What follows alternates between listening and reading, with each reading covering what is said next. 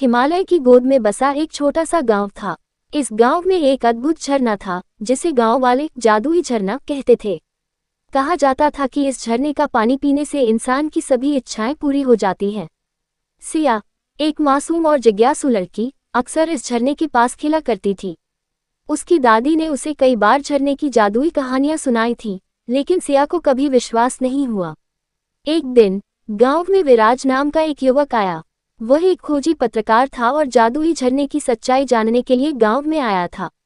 विराज ने सिया से दोस्ती की और उससे झरने के बारे में पूछा।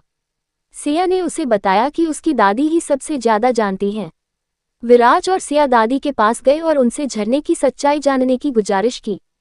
दादी ने कहा, इस झरने का पानी वाकई जादुई है, लेकिन इसका जादू सिर्फ उन लोगों पर काम करता है जिनका दिल सच्चा और नेक होता है।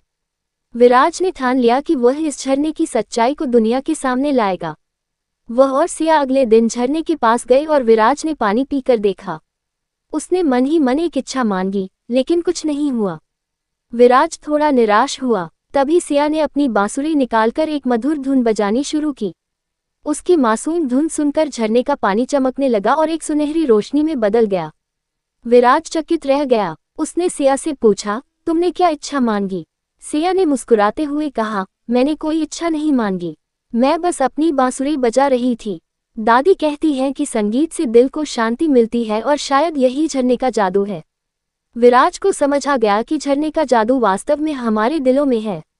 उसने अपनी रिपोर्ट में लिखा कि सच्चा जादू हमारी नेकदिली और सच्चे इरादों में है, और इसे किसी झरने या जादू की जरूरत नहीं।